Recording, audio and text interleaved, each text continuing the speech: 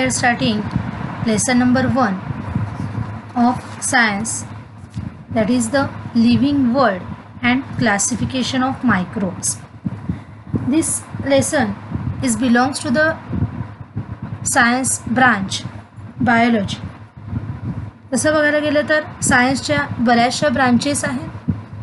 त्या ब्रांचेसप्रमाणे त्याचे physics, chemistry, biology, zoology असे वेगवेगळे पार्ट्स. पण आता आपल्याला 8वीपर्यंत तरी फक्त एकच सायन्स सब्जेक्ट म्हणून आणि एकच बुक, एक सब्जेक्ट आपल्याला आता असतो. तुम्हाला 9वी 10वीला तुम्ही जाल तेव्हा तुम्हाला सायन्स 1, सायन्स 2 असे तुम्हाला 2 पुन्हा सब्जेक्ट येतील. त्याच्याही पुढे कॉलेज लाईफमध्ये जर बघायला गेला तर तुम्हाला आणखीन त्याच्यामध्ये फिजिक्स वेगळा सब्जेक्ट, केमिस्ट्री वेगळा, बायोलॉजी वेगळा असं आहे. तर आपण आत्तापासूनच त्या ब्रांचेसच्या हिशोबाने त्याचा अभ्यास करूया. तर बायोलॉजीच्या निगडीत असलेला हा धडा आपल्याला पहिलाच आहे की ज्याचं नाव आहे लिव्हिंग वर्ल्ड. लिव्हिंग पूर्ण जे सजीवांचं वर्ल्ड आहे, पूर्ण जे जग आहे, जे सजीव सृष्टींचं जे काही जग आहे त्या सजीव सृष्टीच्या जगाबद्दल, सजीवांबद्दल आपल्याला ह्याच्यामध्ये अभ्यास करायचा. आणि त्याच्यामध्ये ह्या मायक्रोब्स म्हणजेच काय, जे सर्वात सूक्ष्म जीव आहेत, अगदी छोट्यातले छोटे, जे आपल्याला अगदी साध्या डोळ्यांनी सुद्धा दिसून येत नाही असे जे मायक्रोब्स आहेत, असे मायक्रोब्स काही युजफुल पण असतात, आपल्याला आवश्यक असतात, असेही असतात, तर काही हार्मफुल पण असतात की ज्याच्यासाठी आपल्या साध्या डोळ्यांचा उपयोग नाही. साध्या डोळ्यांनी आपण, नुसत्या डोळ्यांनी आपण नेक आयने पाहू शकत नाही. मग कशाचा वापर करावा लागेल, तर आपल्याला तिथे काय आहे, मायक्रोस्कोपचा, सूक्ष्मदर्शीचा वापर करावा लागतो. अशा मायक्रोबचं, अशा लिव्हिंग वर्ल्डचं क्लासिफिकेशन कसं करायचं आहे, क्लासिफिकेशन का करायचं आहे हे आपण सुरुवातीला लक्षात घेऊ. क्लासिफिकेशन म्हणजेच काय, वर्गीकरण. बघा, जेव्हा तुम्हाला तुमच्या आजूबाजूला असलेल्या कंप्लीट जे काही सजीवसृष्टी आहे, छोटे छोटे मायक्रोब्स आहे, याचा तुम्हाला समजा अभ्यास करायला सांगितला. तुम्हाला सांगितलं तुम्हाला तुमच्या आजूबाजूला असलेल्या सगळ्या सजीव प्राण्यांची नावं लिहून आणा, सजीव पक्ष्यांची नावं लिहून आणा, सजीव वनस्पतींची म्हणजेच काय प्लॅन्ट्सची नावं लिहून आणा. तुम्हाला जेवढी माहिती आहे तेवढे लिहाल, पण त्यांची तुम्हाला काय आहे, वैशिष्ट्य पण लिहायचे. तर तिथे तुम्हाला भरपूर वेळ, तुम्ही लिहू शकत नाही असं नाही आहे, लिहू शकताय तुम्ही. कदाचित 1 दिवस नाही, 1 आठवडा, 1 महिना, 1 वर्षसुद्धा ह्याला लागेल ह्याच्यासाठी, असा हा अभ्यास आपल्याला करण्यासाठी. मग हे सगळं आपल्याला काय आहे, सायंटिस्टनी त्याचा आधीच अभ्यास करून घेतलेला आहे आणि वर्गीकरणाच्या स्वरूपात आपल्याला हे अभ्यासाला दिलेलं आहे. अतिशय व्हास्ट अशी ही स्टडी आहे. पण आपण जेव्हा क्लासिफिकेशन मायक्रोब्सचं ह्या काही सायंटिस्टमार्फत बघतो तेव्हा आपल्याला हे थोडंसं सोपं वाटत जातं. ओके, मग हे काय आहे नेमकं आपण आता पाहणार आहोत. पहिलाच लेसन आपण स्टार्ट करतो, living world and classification of microbes. Living world आणि क्लासिफिकेशन ऑफ मायक्रोब्स आपण बघणार आहोत. मग बघा, आता त्याच्यामध्ये आपल्याला कोणकोणते पॉईंट बघायचे आहेत. तर सर्वात पहिले आपल्याला बघायचं आहे biodiversity, need of classification. Biodiversity काय आहे, म्हणजेच काय आहे, डायव्हर्सिटी विविधता, आणि बायोडायव्हर्सिटी म्हणजे जैविक विविधता, सजीवांमध्ये दिसणारी विविधता. आणि त्याच्यानंतर क्लासिफिकेशनची नीड का बरं तिथे आलेली आहे हे आपल्याला तिथे पाहायचं आहे. ओके, मग आपल्याला त्याच्यानंतर 5 किंगडम सिस्टीम. 5 किंगडम, 5 विभागामध्ये ह्या सायंटिस्टनी काय केलेलं आहे, त्याचं क्लासिफिकेशन केलेलं आहे लिव्हिंग वर्ल्डचं, आणि ते आपल्याला पाहायचं आहे. मग ते 5 किंगडम म्हणजे संच, असा संघ तयार केलेला आहे. आणि त्याच्यानंतर आपल्याला आहे characteristics of the kingdom, Monera, protista, fungi, ह्या सगळ्यांचं कॅरेक्टरिस्टिक्स म्हणजेच काय, वैशिष्ट्यांचा आपल्याला अभ्यास करायचा आहे. जे किंगडम आपल्याला असे खरं तर 5 आहेत, अशा सगळ्या पाचीच्या ह्या धड्यामध्ये आपल्याला यंदा आपण मोनेरा, प्रोटिस्टा आणि फंगी, ॲक्च्युली पुढे अजून ॲनिमलिया आणि प्लॅन्ट आहेत, या तिघांचा आधी अभ्यास आपण या लेसनमध्ये करणार आहोत. आणि त्याच्या पुढे आपल्याला बघायचं आहे classification of microbes and its characteristics. Classification मायक्रोब्सचं, मायक्रो ऑर्गॅनिझम म्हणजेच काय, सूक्ष्मजीवांचं वर्गीकरण आणि त्यांच्या वैशिष्ट्याबद्दल आपल्याला अभ्यास करायचा आहे. ठीक आहे, मग काय आहे, तर त्याच्यामध्ये आपण बघायला गेलो तर आपल्याला इथे सुद्धा तुम्हाला चित्रामध्ये सुद्धा दिसतात सगळे वेगवेगळ्या प्रकारचे प्राणी आहेत, वनस्पती आहेत, नदी, त्यांचा संबंध आहे. मग हे सगळे जे काय आहेत, ज्यांचा जे सजीव आहेत त्यांना बायोटिक म्हटलं जातं, आणि जे निर्जीव आहेत त्यांना अबायोटिक असं म्हटलं जातं. जर लास्ट इयर आपण बघितलं, आपण काय शिकलो की all living organism on the earth have the adapted according to the geographic regions, food injections and defence etcetera. कशावरनं बघा त्यांचा आपण त्यांना ॲडॅप्ट कशावरनं केलेला आहे. हा पृथ्वीवर जसा जसा भूभाग आहे, जिओग्राफिक रिजन, ते कुठे कुठे राहत आहेत त्याच्यावरनं, त्यांच्या खाण्याच्या पद्धती, आणि पुन्हा काय आहे आपण एखाद्यापासून त्याचा डिफेन्स करतोय, म्हणजेच काय स्वतःचा बचाव करतोय. ह्या सगळ्यांवरनं त्यांच्या लिव्हिंग ऑर्गॅनिझमचं ते कसे ॲडॅप्ट करतात हे आपण गेल्या वर्षी शिकलेलो आहोत. ओके, कुठलाही लिव्हिंग ऑर्गॅनिझम हा ॲडॅप्ट कसा करतोय, कसं तोंड देतोय, मग काय आहे त्याच्या जिओग्राफिक रिजनला, तो जिथे राहतोय त्याच्या हवामानाला कसं साथ देत असतो. फूड इंजेक्शन्स म्हणजेच काय आहे, तिथे आपण अन्न ग्रहण करण्याचं, अन्न तिथलं जे असेल ते त्याला खावं लागतं तरच त्याची वाढ होते. आणि डिफेन्स आणि बचाव करण्यासाठी सुद्धा तो ॲडॅप्शन करत असतो. मग तसंच हे आपण ह्या पाहिलेलंच आहे. इंजेक्शन म्हणजेच काय आहे, टेकिंग फूड घे. डिफेन्स म्हणजे to fight against the enemy. Okay, aquatic ecosystem ह्यामध्ये आपल्याला दोन टाईप्स येतात, फ्रेश वॉटर आणि मरीन वॉटर. मग फ्रेश वॉटर म्हणजेच काय, तर जी आपण म्हणून नदीतलं पाणी असं आपण गोडं पाणी. फ्रेश वॉटर म्हणजे गोडं पाणी, तलावातलं नदीतलं पाणी जे आहे ते गोडं पाणी.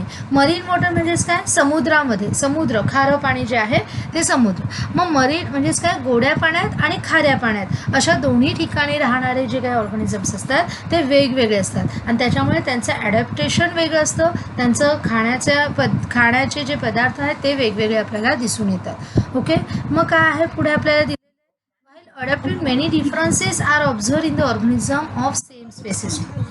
2011 पासून जर आपण बघितलं तर according to the 2011 census around 87 millions of species of living organism are found on the earth including land and sea.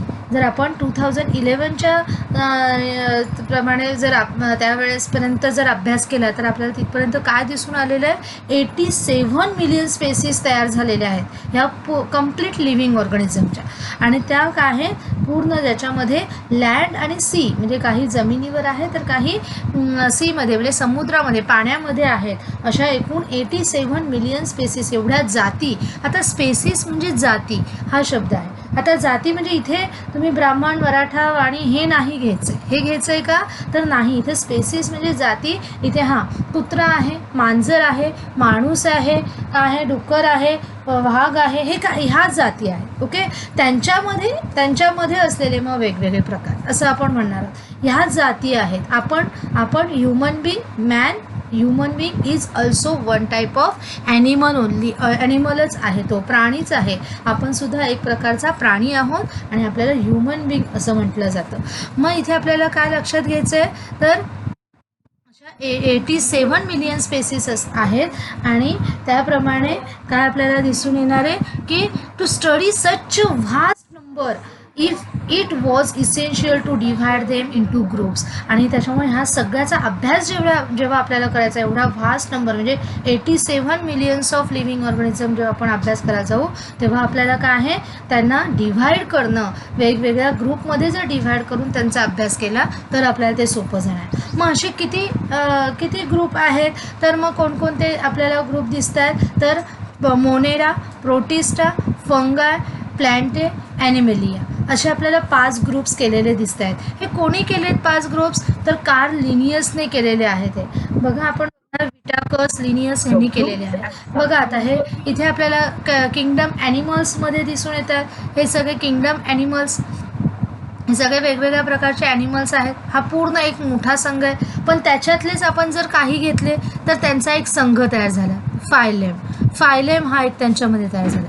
पुन्हा त्यांना थोडंसं खाली त्यांना अजून कमी काही त्यांचे सेम कॅरेक्टरिस्टिक्स एकत्र केले तर त्यांचा काय क्लास तयार झाला. त्या क्लासवरनं काय आहे पुन्हा त्यांची ऑर्डर, नंतर फॅमिली, जेनस आणि स्पेसीस असं आपल्या स्वतः groups and subgroups were created considering the similarities and differences among the living organism. जेव्हा हे ग्रुप आणि सबग्रुप क्रिएट झाले तेव्हा त्यांच्यामध्ये काही सारखेपणा तर काही वेगवेगळेपणा ह्या लिव्हिंग ऑर्गॅनिझममध्ये आपल्याला दिसून येतो. Okay, This process of dividing the living organism into the groups and subgroups is called as the biological classification. मग ही जी डिव्हायडिंग करायची लिव्हिंग ऑर्गॅनिझमला डिव्हाइड करायची ग्रुप्समध्ये सबग्रुप्समध्ये, म्हणजेच काय कुठलाही मोठा सर्वात ग्रुप काय आहे इथे किंगडम आहे, त्याच्यापेक्षा थोडासा त्याचे सिमिलॅरिटीज डिफरन्सेस जरा वेगवेगळे आपण केले तर त्यांचे फायलेम्स अनेक तयार होतात. त्या फायलेम्समध्ये पुन्हा काय क्लासेस तयार होताना दिसतील. त्या क्लासेसमध्ये पुन्हा ऑर्डरमध्ये फॅमिलीमध्ये जेनस आणि मग नंतर स्पेसीज, असं आपल्याला काय आहे असे त्यांचे काय दिसतात आपल्याला ग्रुप्स आणि सबग्रुप्स आहेत. It's called as the biological classification. ह्यालाच काय म्हटलं जातं बायोलॉजिकल क्लासिफिकेशन, वर्गीकरण म्हटलं जातं. म्हणजेच मग पुढे आपल्याला आता अजून काय बघायला मिळणार आहे तर द रॉबर्ट हार्डिंग विटाकर हा जो सायंटिस्ट आहे तो 1920 to 1980 was an American ecologist. तो अमेरिकन इकॉलॉजिस्ट होता. रॉबर्ट हार्डिंग विटाकर हा जो आहे 1920 to 1980च्या काळात होता आणि त्याने ही 5 किंगडम विटाकर सिस्टीम ही काय आहे तेव्हा काढलेली आहे. मग त्याने त्याच्यावेळेस काय काय घेतलेलं आहे ही की क्लासिफिकेशन करत असताना त्याने काही क्रायटेरिया ठरवून घेतला. तर त्याने क्रायटेरिया ठरवताना काय क्रायटेरिया ठरवला तर क्रायटेरिया म्हणजेच काय आहे काहीतरी समोर एक असं उद्दिष्ट आणि त्या उद्दिष्टाला धरून काय आहे त्याचं क्लासिफिकेशन करणं. जसं बघा आता एखाद्या वेळेस आपल्याला काय वर्गात तुम्ही सगळे विद्यार्थी आहात, समजा 50-60 जण आहात, 50 जण आहात. ओके, सपोज दॅट तुम्ही पूर्ण एका वर्गात 8वी अ मध्ये 50 विद्यार्थी आहात. मग 50 विद्यार्थी आहात आणि आता आपल्याला सांगितलं गेले काय तुम्हाला जे काही मार्क्स पडलेले आहेत सब्जेक्टमध्ये, मग ज्यांना किंवा 7th स्टँडर्डमध्ये, तर 7th स्टँडर्डमध्ये तुम्हाला जे काही ग्रेड्स पडले, मग ग्रेड जे काही आहे मग A1 ग्रेडचे कोण कोण आहे त्यांनी बाजूला बघा. A2 ग्रेड म्हणजे इथं काय ग्रेड ही काय घेतलं मी क्रायटेरिया घेतला. मग A1 ग्रेडचे सगळ्यांना एकत्रित उभं केलं, A2 ग्रेडवाल्यांना वेगळं उभं केलं, B1वाल्यांना, B2वाल्यांना, C1 C2 असे मी काय केले ग्रेडप्रमाणे ग्रेड हा क्रायटेरिया समोर ठेवला आणि तुमचं क्लासिफिकेशन केलं. ओके, मग तसंच इथे क्रायटेरिया इथे काहीतरी क्रायटेरिया समोर ठेवण्यासाठी विटाकरने असे 5 क्रायटेरिया समोर ठेवले. कोणकोणते क्रायटेरिया ठेवले तर पहिलं आहे complexity of the cell structure. पहिला ठेवला त्याने complexity of cell structure. Cell म्हणजे पेशी. प्रत्येक सजीवामध्ये प्रत्येक लिव्हिंग ऑर्गॅनिझममध्ये सेल असतात. सेल म्हणजे आता तुम्ही रिमोटमध्ये किंवा ह्याच्यामध्ये घालता छोट्या गाड्यांमध्ये सेल घालता तो आहे का तर नाही, घड्याळामध्ये घालता सेल तो नाही. इथे सेल म्हणजे पेशी हा शब्द आहे. आपल्या शरीरामध्ये आपलं शरीर सेलपासून तयार झालेलं आहे. Cell is the basic functional and structural unit of each and every organism. Every living ऑर्गॅनिझमचं ते अतिशय बेसिक युनिट आहे. त्याच्यावरच आपलं कंप्लीट काय लाईफ ही चालू असते. सेल बंद पडलं की तिथलं पूर्णपणे लाईफ ही काय आहे कोलॅप्स होणार आहे. मग हे सेलचं स्ट्रक्चर रचना कशी आहे त्याच्यामध्ये असलेली कॉम्प्लेक्सिटी गुंतागुंत जी काय आहे वेगवेगळ्या प्रमाणात जो आहे. मग असे 2 टाईपचे सेल स्ट्रक्चर आहेत. कोणते 2 टाईप आहेत तर प्रोकॅरियोटिक आणि यूकॅरियोटिक. बघा प्रोकॅरियोटिक EU आहे पण प्रोनाऊन्सिएशन यूकॅरियोटिक असं करायचं आपल्याला. प्रोकॅरियोटिक आणि यूकॅरियोटिक. आता इथे प्रोकॅरियोटिक आणि यूकॅरियोटिकमध्ये काय आहे की ज्याच्यामध्ये सेल मेम्ब्रेनचं प्रेझेन्स असतं आणि सेल मेम्ब्रेन अब्सेन्स असतं असं आपण म्हणू शकतो. ओके, किंवा त्याच्यामध्ये सेल न्यूक्लियस हा काय आहे प्रॉपर असेलच असा नाही आहे. मग तिथे अशा प्रकारे काय आहे आपल्याला बघायचे प्रोकॅरियोटिक्स आणि यूकॅरियोटिक. मग त्याच्यापुढे आपण हे डिटेलमध्ये बघणारच आहोत. दुसरं बघितलं त्याने complexity of the organism. Complexity ऑर्गॅनिझममध्ये असलेली कॉम्प्लेक्सिटी. मग ऑर्गॅनिझम काय आहे 2 टाईप्सचे असतात. मग कोणते असतात 2 टाईपचे 1 minute. Complexity of the organism म्हणजेच कोणते आहेत तर हे आणि मल्टी सेल्युलर असे 2 टाईप्सचे ऑर्गॅनिझम्स आपल्याला दिसून. युनी म्हणजेच काय सिंगल सेल असणारे, एकच सेल असणारा, ज्या ह्याच्यामध्ये फक्त एकच सेल एकच पेशी तो प्राणी आहे किंवा ऑर्गॅनिझम आहे त्याला युनिसेल्युलर म्हणतात. तर मल्टी म्हणजेच एकापेक्षा जास्त आहेत त्याला multicellular. We are human being also 1 type of multicellular organism. आपल्यामध्ये पण भरपूर सेल्स आहेत, अनेक सेल्स आहेत. आता समजा तुम्ही म्हटलं ते अगदी युनिसेल्युलर म्हणजे म्हणजे सिंगल सेलचा जो ऑर्गॅनिझम आहे, जो आपण याचं एक्झाम्पल म्हणून म्हटलं तर अमिबा, पॅरामेशियम, युग्लिना यासारखे सगळे काय आहेत युनिसेल्युलर ऑर्गॅनिझम आहेत की ज्यांना फक्त एकच सेल आहे, त्याच्या बाहेर काहीच नाही.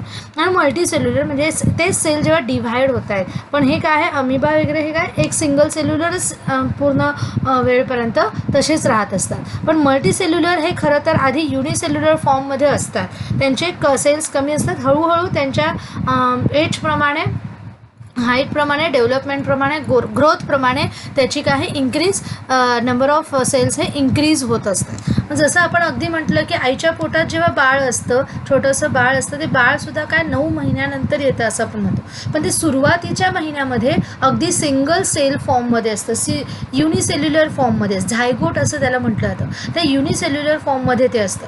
मग हळूहळू त्याला काय पोषण म्हणजे न्यूट्रिशन मिळतं, जे काही आई खात असते त्याला ते न्यूट्रिशन मिळत असतं. आणि मग ते न्यूट्रिशनमुळे तो सेल काय होतो मॅच्युअर होतो, परिपक्व होतो. आणि परिपक्व झाल्यानंतर तो डिव्हाइड होतो, डिव्हाइड होतो म्हणजेच काय, तो त्याचे एकाचे 2 सेल, 2चे 4 सेल, 4चे 10 सेल असे सेलचे नंबर्स काय आहेत वाढत जातात. हळूहळू त्याच्यातून ऑर्गन्स आपल्या शरीरातले तयार होतात आणि मग एक कंप्लीट ऑर्गन सिस्टीम तयार होत असते.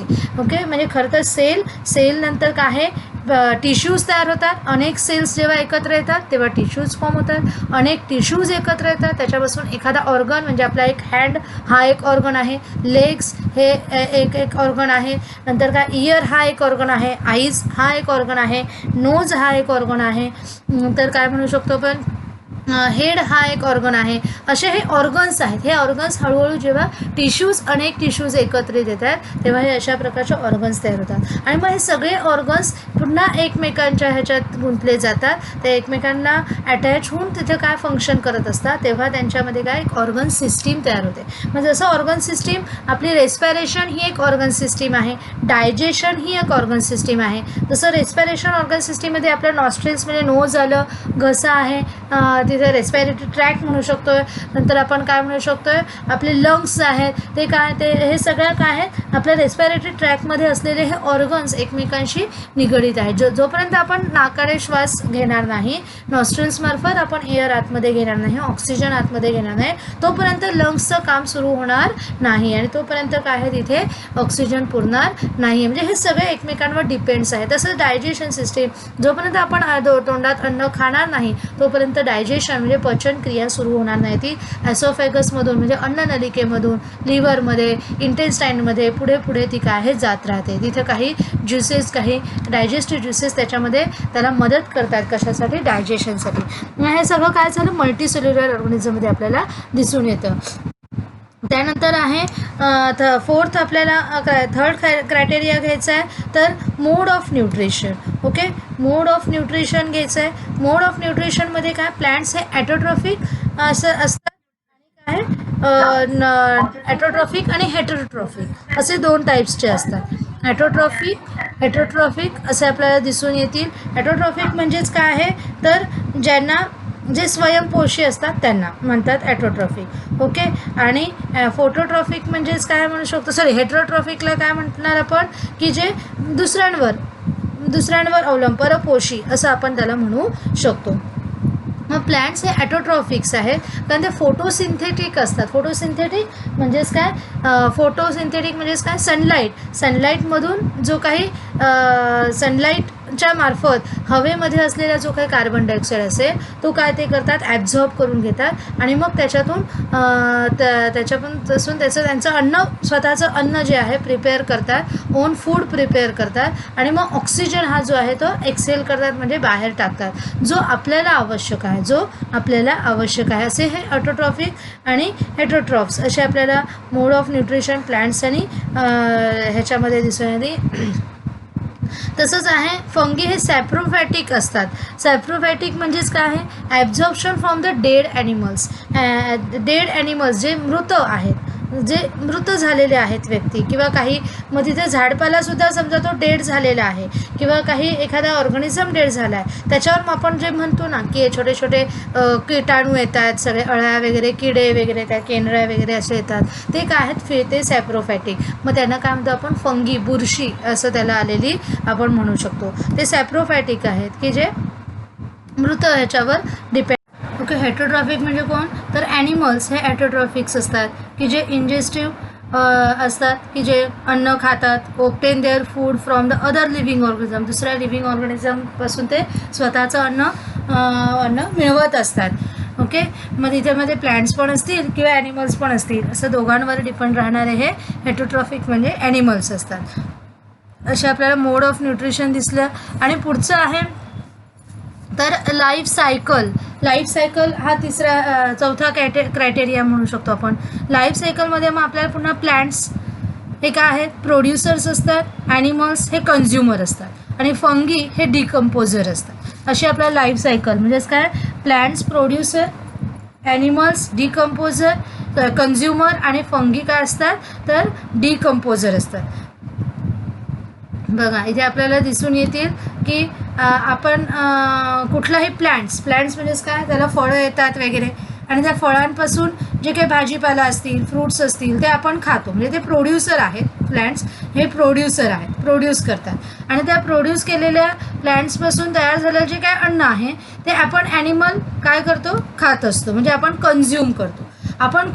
मग आपल्यासारखे अनेक ॲनिमल त्यांना खात असतात आणि मग ते खाल्ल्यानंतर आपली कधी ना कधी काय डेथ होणार आहे आणि आपल्या डेड मग त्या प्लांट्सवर असतील की ॲनिमल्सवर पुन्हा राहणारे कोण आहे तर फंगीज असतात.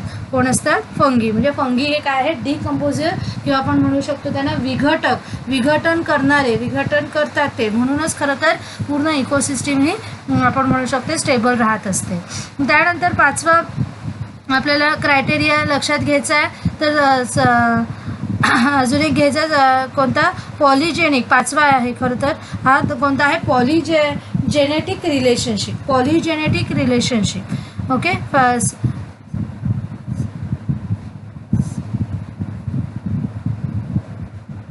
पॉलिजेनेटिक नाही, काय आहे, फायलोजेनेटिक रिलेशनशिप असं आपण त्याला म्हणायचं आहे.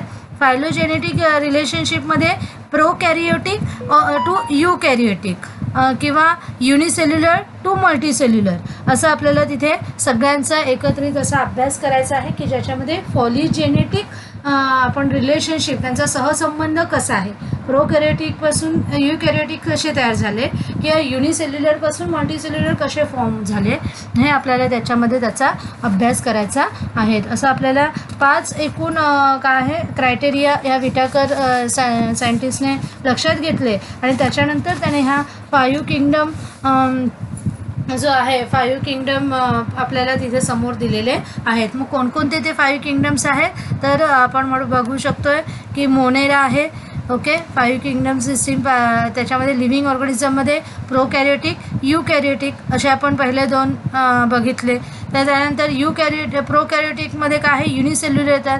युनिसेल्युलरमधला पहिला किंगडम आहे मोनेरा.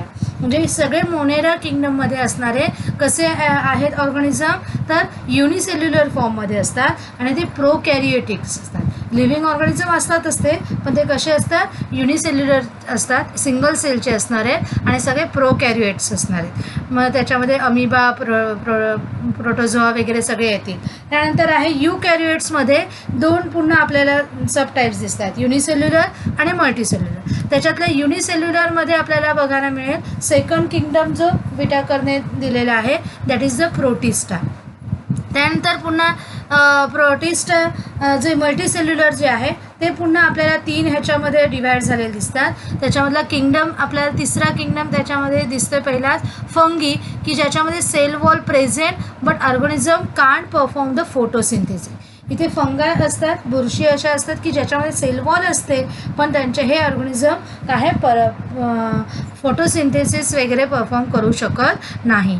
नंतर चौथा किंगडम आपल्याला दिसून येणार आहे, that is the plant. Cell wall present असते, organism can perform the photosynthesis. आणि लास्ट आहे तर kingdom Animalia. There is a no cell wall इथे दिसून येणार नाही आहे. लक्षात येतं. अशा प्रकारे आपल्याला ही 5 किंगडम सिस्टीम ऑफ क्लासिफिकेशन आपल्याला बघायचे. पुन्हा एकदा लक्ष द्यायचं आहे काय आहे, लिव्हिंग ऑर्गनिझम 2 ह्याच्यामध्ये डिव्हाइड झालेले आहेत, क्लासिफाय झालेले आहेत, प्रोकॅरियोटिक आणि युकॅरियोटिक. म्हणजे प्रोकॅरियोटिक, युकॅरियोटिक हे काय आहे त्याचं तर आपण बघायला गेलो तर complexity of the cell structure, म्हणजे सेलचं स्ट्रक्चर रचना ही 2 टाईपची असते, प्रोकॅरियोट आणि युकॅरियोट. प्रोकॅरियोटिकमध्ये युनिसेल्युलर हा एकच टाईप पडतोय आणि त्याच्यामध्ये आपल्याला किंगडम मोनेरा शिकायचा आहे. युकॅरियोटमध्ये पुन्हा युनिसेल्युलर मल्टीसेल्युलर असे 2 डिवाइड होतात. युनिसेल्युलरमध्ये पुन्हा एकच टाईप आपल्याला बघायचा आहे, प्रोटिस्टा हा किंगडम आपल्याला तिथे बघायचा आहे. आणि मल्टीसेल्युलरचे पुन्हा 3 आपल्याला टाईप्स दिसतात की ज्याच्यामध्ये फंगी,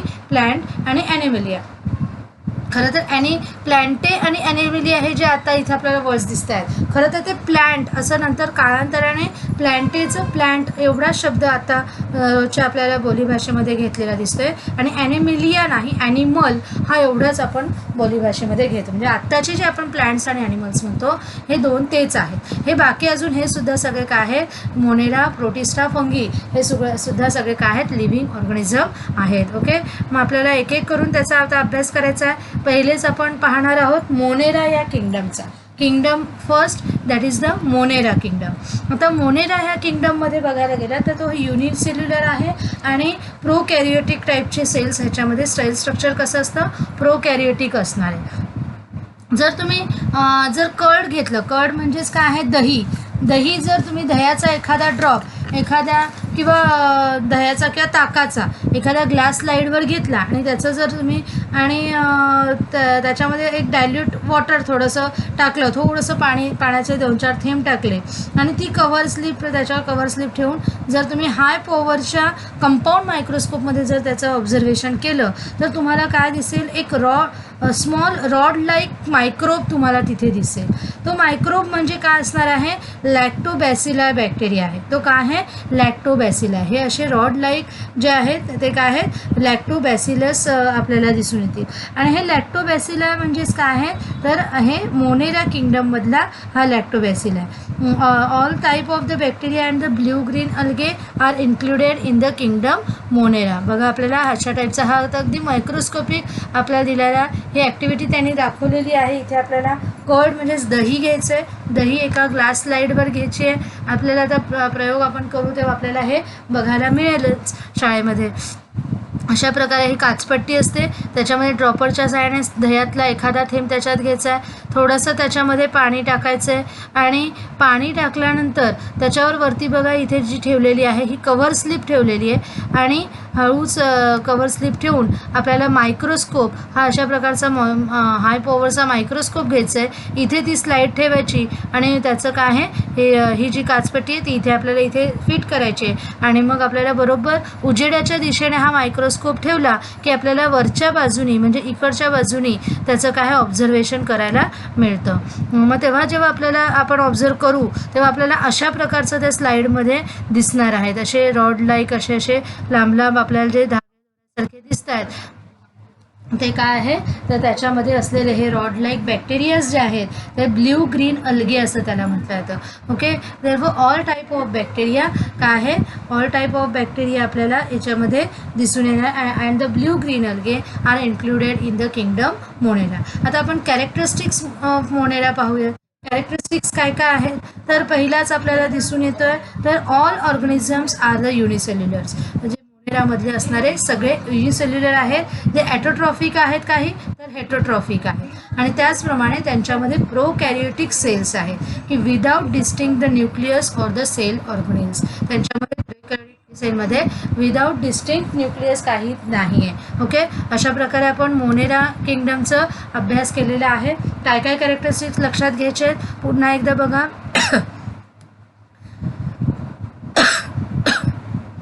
पहिला काय, the entire organism are unicellular.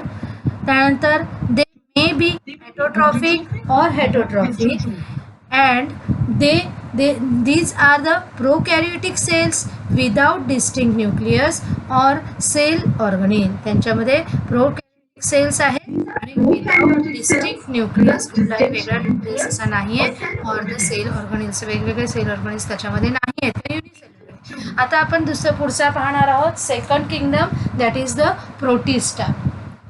प्रोटिस्टामध्ये आपल्याला सुरुवातीलाच बघा, त्याच्यामध्ये पण आपल्याला सुरुवातीला ॲक्टिव्हिटी करायची आहे. हे सगळे आपल्याला दिसतात हे प्रोटिस्टा टाईपचे ऑर्गॅनिझम्स आहेत.